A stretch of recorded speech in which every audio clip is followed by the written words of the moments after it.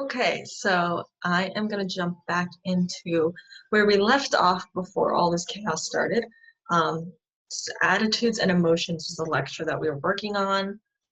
I will go ahead and share my screen. I am not going to rehash the things that I already talked about.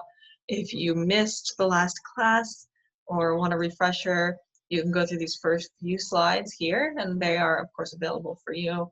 But we just talked about what emotions and attitudes are, how they're conceptualized at work, and the main important feature is this concept of job satisfaction is the number one attitude that is researched among IO psychologists, and that is because of these slides, 11 and 12, which you can see, we've had over 10,000 published studies showing antecedents and outcomes of job satisfaction. So it's highly relevant.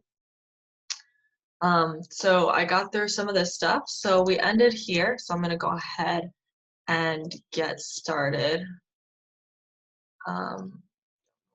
This. Okay. So attitude states at work. So the first thing is commitment. Now, commitment is another attitude besides job satisfaction that we're interested a lot in IO psychology. Specifically, commitment is defined as the psychological and emotional attachment that an individual feels to a relationship, an organization, a goal, or an occupation. So there are various types of commitment, just as you can see from that definition. The one we talk about the most in IO is organizational commitment, and I'll get into what that means as we move forward. So organizational commitment, meaning the commitment to the specific place you work at. So for example, me being committed to Florida Southern College as I work there. So there are three types. The first is affective commitment, and affect, of course, is emotional. So affective commitment means you feel an emotional attachment to that organization, so you want to stay. Continuance commitment is the perceived cost of leaving. So rather than like, I want to stay because I feel emotionally attached to this, it's the I have to stay because if I don't stay, then I'm out of a job, I'm unemployed, or I lose some benefit, or just something bad will happen. I have to stay. Normative commitment is this obligation you feel, a felt obligation. So I ought to stay because this company's been good to me, or I've been here a long time and they've, supported me through this or that. So it's kind of like factors that, attract you to the place, factors that make leaving seem scary, and factors that you just feel, obliged to stay. So what does the research tell us about commitment? And specifically, what does it say about these three types of commitment? So first is that affective and normative commitment lead to job performance. So if we want to go back really quick and talk about what that means, it means feeling emotionally attached to your organization and also feeling obligated to your organization make you perform better. Now that seems intuitive to me. So just thinking, the only one that doesn't relate to actual performance on the job is this perceived cost of leaving. And that makes sense because if you're just concerned about what's going to happen if you leave, that doesn't necessarily mean you want to work hard. It just means you don't want to leave. The other two, though, might make you feel like obligated to work harder. The best predictor of absenteeism, so the likelihood that the person's going to, miss work or show up late, is predicted best by that emotional one, the affective commitment. So do I like my job? Do I want to be in my job? Do I feel emotionally attached to my job? Makes me come in more or not. And normative and affective commitment are both influenced by tenure, meaning how long you're in the job. And there's some effects that have been studied. One is called the honeymoon effect, which is exactly what it sounds like, which means like after you get on a job, like that first beginning month or two, or even 3 to 6 months, depending on the job, you have this kind of spike in your job satisfaction and your commitment. But over time, it goes away. And the honeymoon hangover effect is kind of a model that was came up with by some researchers that basically says that people will kind of continually seek new jobs after that honeymoon phase ends, and then they have a sharp drop in their commitment and their satisfaction, and it makes them want to pursue another job, which could be true, and there's some evidence that it is, but there's other factors that matter as well. All right, so more on commitment. Um, Occupational commitment, unlike organizational commitment, is the commitment you have to your specific field, which includes the same types of commitment that organizational commitment contains, but your commitment is not to your place of work, but rather your field of work. So, for example, as I mentioned, my feeling perhaps of attachment to Florida Southern College is different from my feelings of attachment to being a psychologist or being a professor. And the same thing could apply to you all as students, right? You might feel a commitment to FSC, or you might feel a commitment just to the study that you're doing, the field of study you're choosing, whether that be business, nursing, psychology, whatever it is. And you might feel both, but they are separate concepts. And again, organizational commitment rehashing is that specific organization. We have this third variable here that is talked about a lot called job embeddedness, and it's related to commitment. So it's the very types of commitment that you feel towards all of the different aspects of your job. So the more commitment you have in more of these different areas, whether you're committed to the job, the occupation, the organization, the team members, the supervisors, the career path, whatever it is, the more of them you have, the more embedded you're going to be in the job that you have. So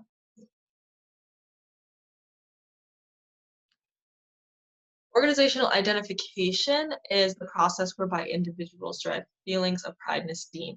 So as the name suggests there, do you identify with your organization? And this would consist of things like you feeling proud to talk about it, you might, define yourself by this specific job or organization. So, when people say, tell me a little about yourself, do you say, I'm a psychologist, I work for Florida Southern, I'm a student, I attend Florida Southern, I study this?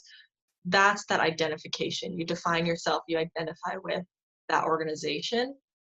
And it was created as an explanation, emotionally driven explanation for people's connection with their employers. And it's based largely on social identity theory, which is a social psych area kind of talking about how we as humans are constantly seeking to find a social identity, a group that we belong to, a way to define ourselves by those around us.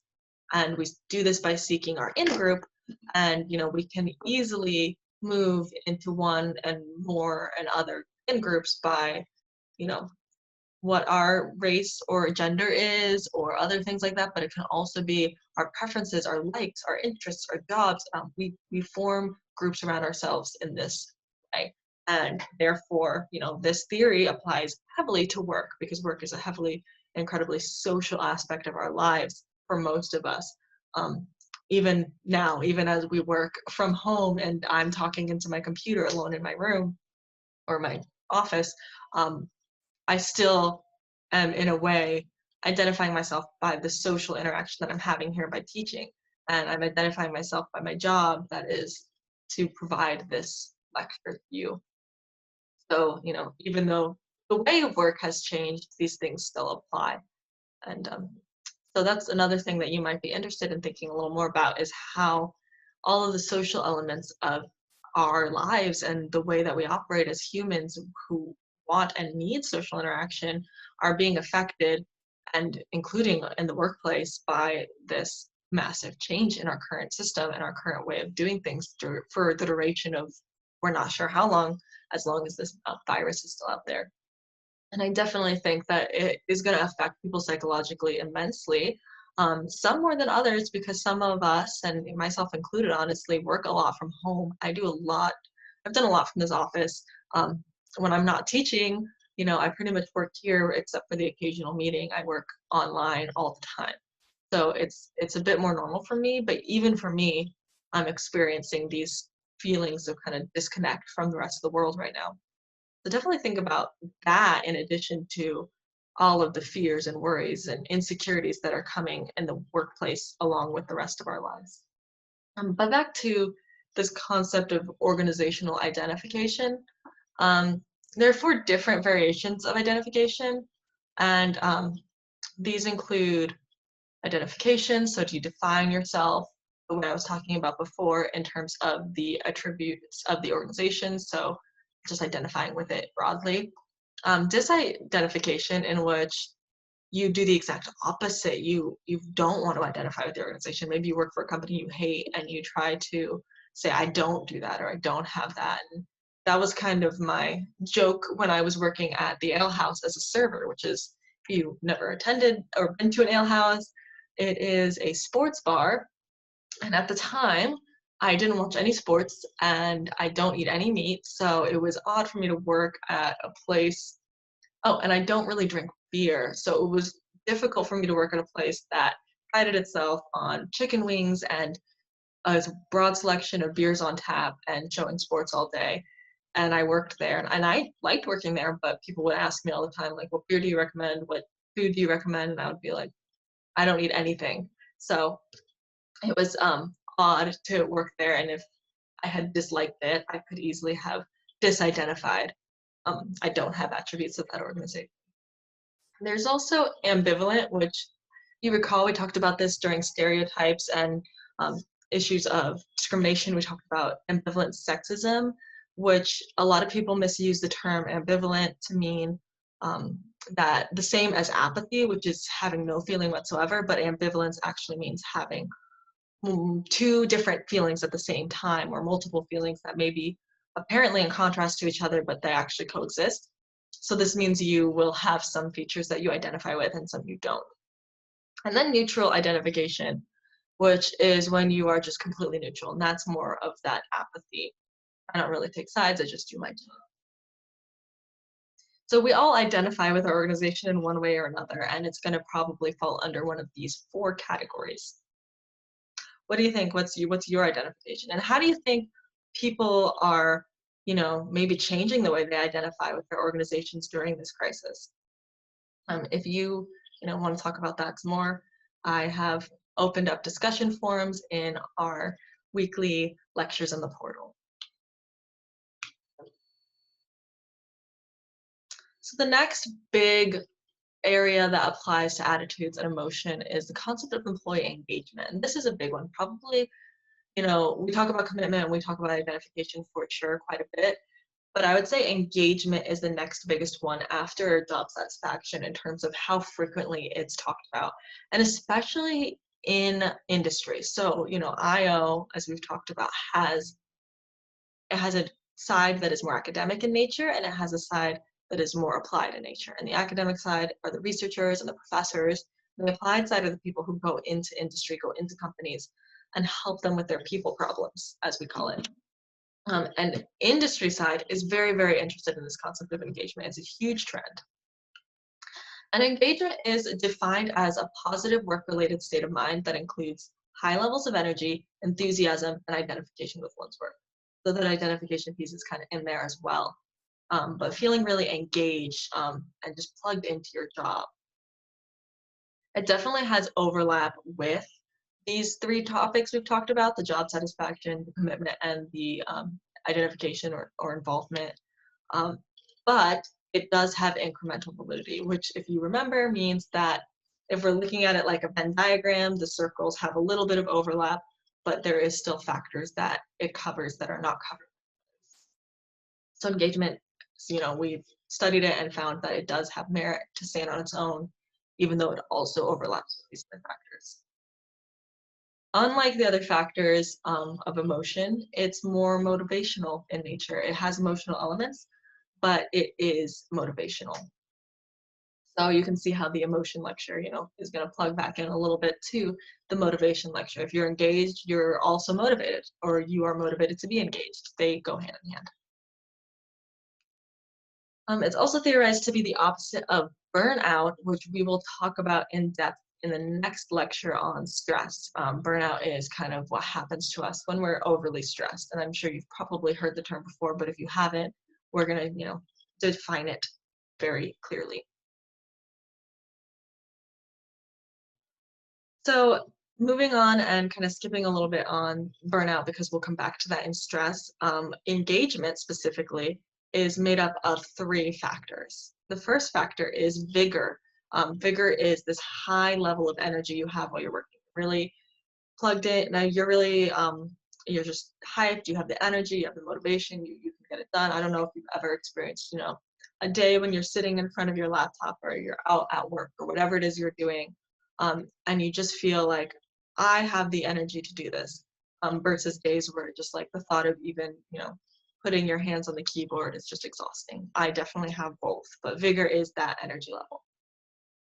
Dedication is referred to as a strong involvement in one's work and a sense of significance, enthusiasm, inspiration, pride, and challenge. So, you know, the word itself, dedication, we're pretty familiar with, being kind of dedicated, plugged in, really just really wanting to do it. It's this is kind of the motivation piece.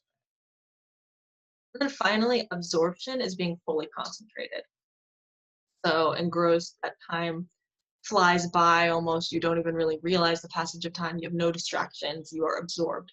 And if you have all three of these things, vigor, dedication, and absorption, you are engaged in your work. There's also this concept of flow states, which usually is where engagement is. So it's kind of a positive psychology topic. And it kind of colloquially can be called being in the zone with your work. And it is when you are fully immersed in an activity. You're energized, you're focused, you're involved, and you even enjoy the process of the activity. And that is the best state to be.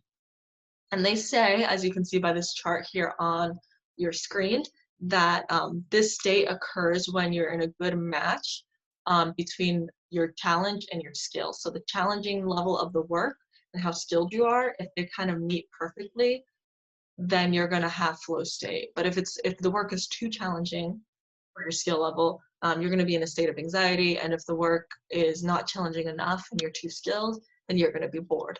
You're not going to enter that flow state. All right, so that is just this section of the emotion lecture, and I'll get into the next section in the next video.